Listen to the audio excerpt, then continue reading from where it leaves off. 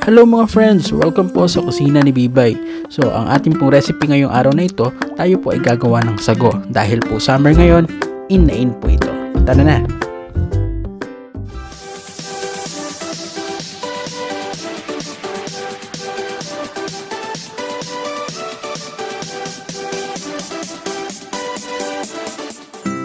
Bali, dalawa lang po ang ingredients ng paggawa ng sago. Ito ay ang tubig at ang sago mismo. So ngayon po, magpapakulo tayo ng mainit na tubig. And then, ilalagay natin ang ating sago. Then we will just gonna cook this for 20 minutes.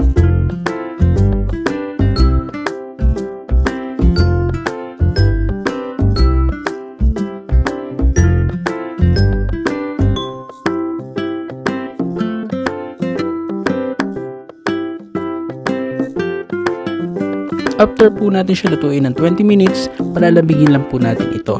And then, sasalain, saka babanlawan. Siguro mga 2 beses natin siyang binanlawan.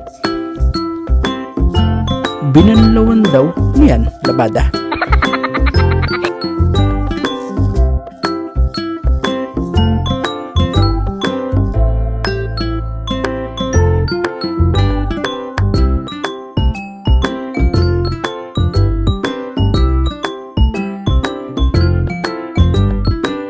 And then after natin siyang ma-rinse, lalagyan po natin siya ng malamig na tubig.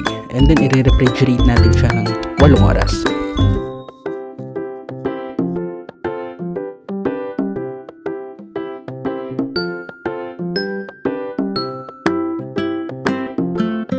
Then after 8 hours of refrigeration, ay babanlawan po natin siya.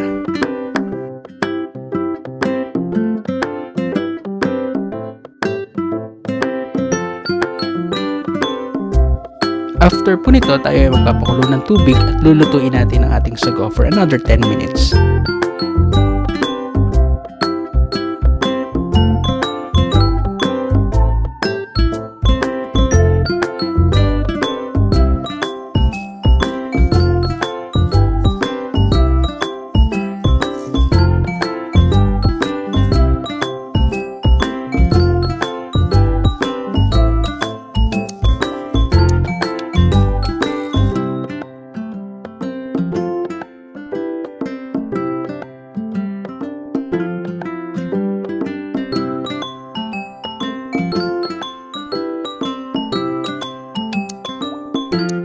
Then after po natin siyang masala at mahugasan, tapos na po ang ating sago.